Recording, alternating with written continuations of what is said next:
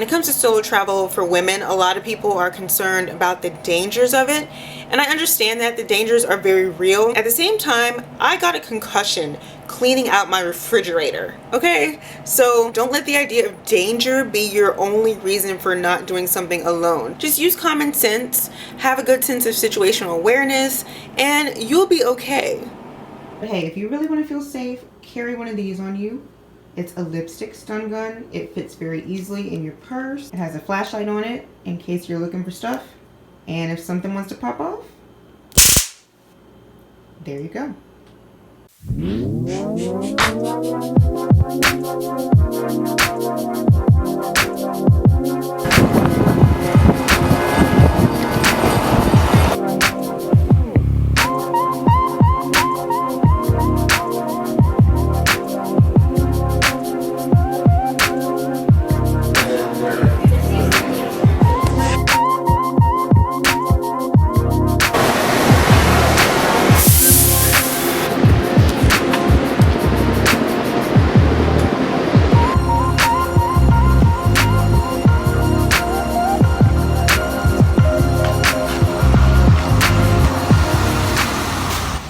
Nina, and I'm back with another video.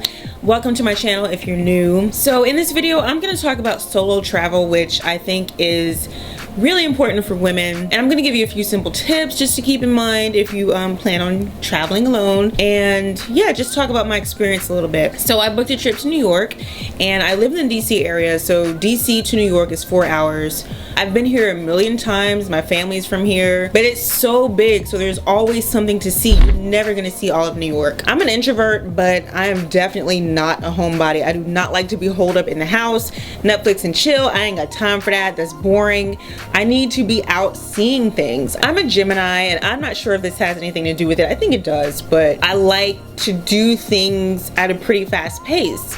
I'm not trying to go out and spend money, but I like to just, even if I'm sitting at a coffee shop, people watching, things like that, I like to be out of the house. And with that kind of personality, sometimes it's hard to find people that will keep up with that. I have a lot of friends who are earth signs, and they're homebodies. They like to be grounded. Solo travel is great for me in the sense that I can just get up and do the things that I want to do. I told myself years ago that I would not wait for anybody.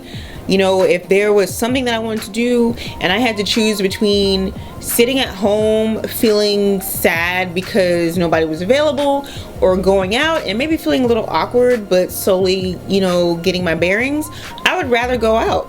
I'm not married, I don't have children, I'm single right now, and I'm in a place in my life where I can move around, and I want to move around as long as I can, but not everybody's like that. And so that's why I think it's just important to be able to say, okay, nobody's available, I'm gonna do it myself.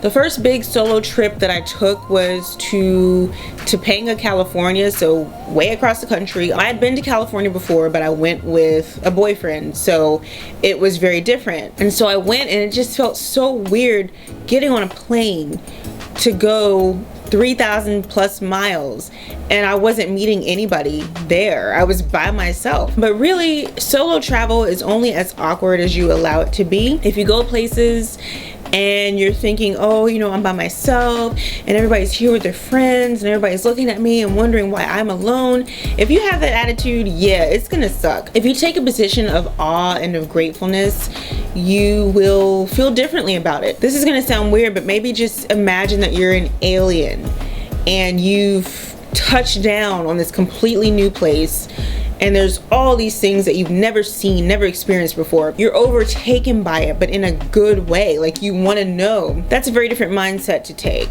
So I would just recommend keeping yourself open, because the reality is traveling alone can feel lonely. That's why I think it's important to talk to people, to go, you know, to a restaurant and sit at the bar and talk to other people who are there by themselves. Typically, most people will be happy to talk to you. Every time I'm sitting in the bar, I'll just ask somebody, you know, have you been here before?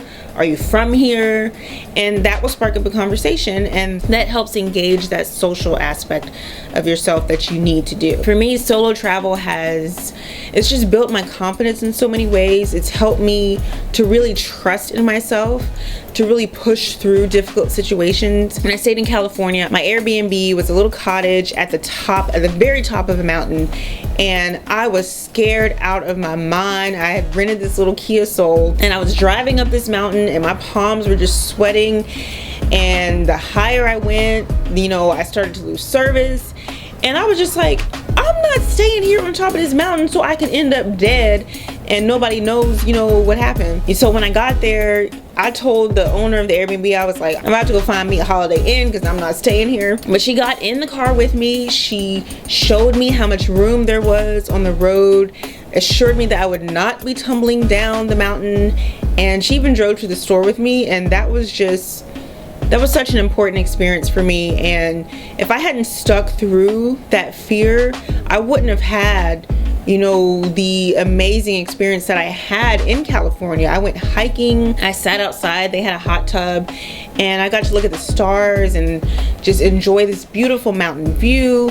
And it was amazing. Traveling alone really teaches you to rely on yourself. It teaches you to trust yourself and to trust other people. The great thing about solo travel is that you get to focus entirely on you. What do you want to do? I can walk around a city and look for street art all day. I get to eat at different places. I get to stay out as long as I want, walk as long as I want, and I'm only concerned about my well-being. When you're with people, you know, people get tired. People don't feel like seeing things. They want to go back to the hotel. That is not my style. And I don't understand the purpose of going somewhere and not exploring. Why did you leave the house? Here in New York, I had the longest day of just trying different things. I just had a full day. And at the end of the day, when I got back into my hotel room, I actually had a recap. And I talked to myself. And people act like talking to yourself is weird. I just never understood that. Now, I'm not saying, hey Nina, how was your day? Oh, well, it was great. I did blah, blah, blah. I'm not saying that, but just talking aloud, expressing my feelings aloud, expressing my gratitude aloud. I don't see anything wrong with that. Some quick tips. A lot of this is common sense, but definitely please, please, please make sure your money is in order. Okay. I definitely recommend, you know, having an emergency credit card on you, having cash on you, making sure that you budget properly. The last thing you want is to be somewhere by yourself and you're broke. Make sure that someone back home knows where you are, your hotel or your Airbnb information. Be aware if someone is starting to grill you or interview you. Where are you staying? Oh, so how long are you gonna be here? Don't give in to that, because people do seek information, and especially in big cities like New York, there's all sorts of scams, con artists, you name it. A few of the times I've come here, my card has been hacked and I had to get a new one. So there's a bunch of shady fools around here, so be careful wherever you go. You know, don't take drinks from people. Don't walk late at night in, you know, remote areas. You know, don't have your head down on your phone walking around at night. That's just not smart anywhere. It's important just as a woman to have a good sense of situational awareness, meaning you know where the exits are, you don't have your head down in your phone, you know what's going on, and you're not going to put yourself in a difficult situation. In terms of being a Black woman traveling, I have actually not experienced any racism, any direct racism, I would say. There's always a chance of that wherever you may go though, so I would just say don't engage with people. If there's someone that you can speak to, security or whoever, let somebody know that you're being harassed. When you're getting in an Uber or Lyft, make sure you check the license plate number, because it's very easy, especially in a big city like New York where there's a whole bunch of Camrys and Accords. It's very easy to approach the wrong car. Do I prefer solo travel to traveling with people? No. There's a great sense of joy and belonging that you get from being with people and experiencing new things together. I think that solo travel is an important part of an overall travel spectrum.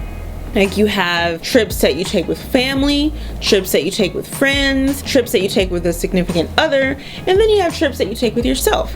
It's not about saying, well, F everybody, I'm gonna do my own thing, I don't care about y'all, but it's just saying, let me have a moment of self-care, let me have this time to do all the things that I like, and then I'll go back, you know, to having to share some of my time and energy.